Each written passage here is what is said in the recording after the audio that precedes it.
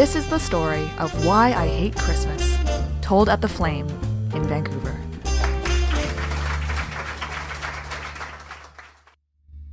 Do I look nice? Yeah. Okay, good. Because the story I have to tell you is the worst thing that's ever happened to me. So I wanted to make sure that you had something nice from this evening. There was one good Christmas that I had. I was probably 7 years old, and I'm in Ohio with my father's family. And I was at that age where I was starting to get on to my parents and be like, Santa's writing looks a lot like your writing.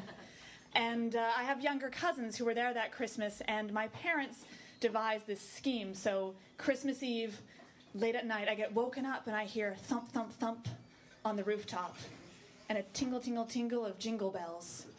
And I looked out the window and I swear to God I saw a sleigh and 8 tiny reindeer. And it actually was my whole family throwing rocks on the roof and jingling sleigh bells. When I was 10 years old, my parents got divorced. And I will say this, my parents' divorce was a fairy tale divorce. They have never said anything awful about the other person. They split everything 50-50. It was wonderful. My immediate family is awesome. My grandparents, however, that is another story. When I was 12 or 13 years old, we were in Connecticut. This is my father's side of the family.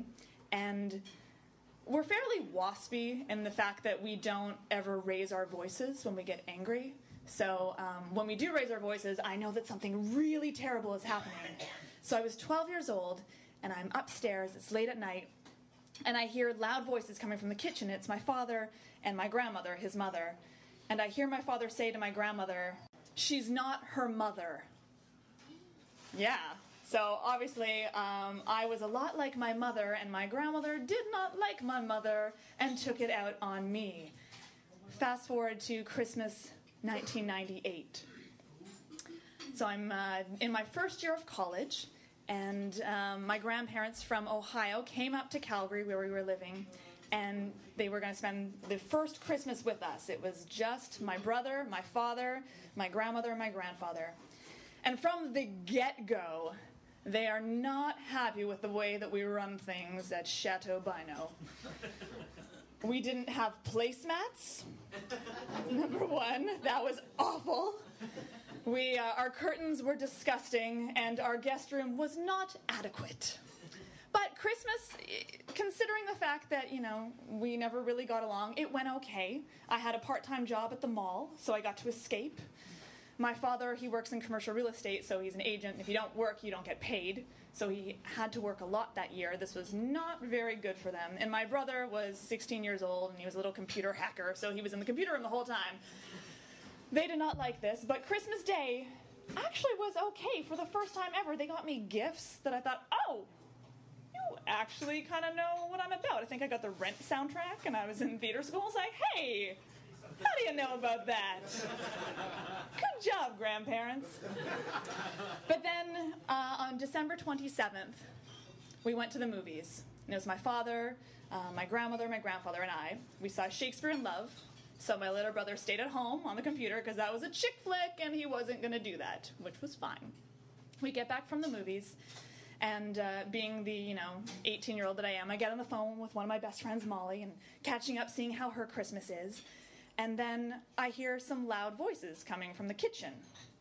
Not a good thing. I hear my father say to my grandmother, "If you're asking me to choose between my kids and you, of course I'm going to choose my kids."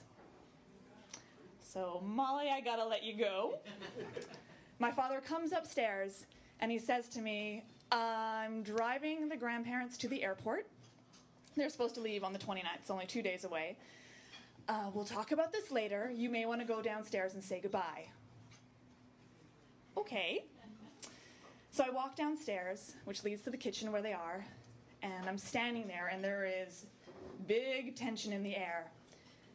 And I don't even say anything. My grandmother comes straight over to me, looks me right in the eye, shakes my hand, and says, "Goodbye, Sarah. Have a nice life." Yeah.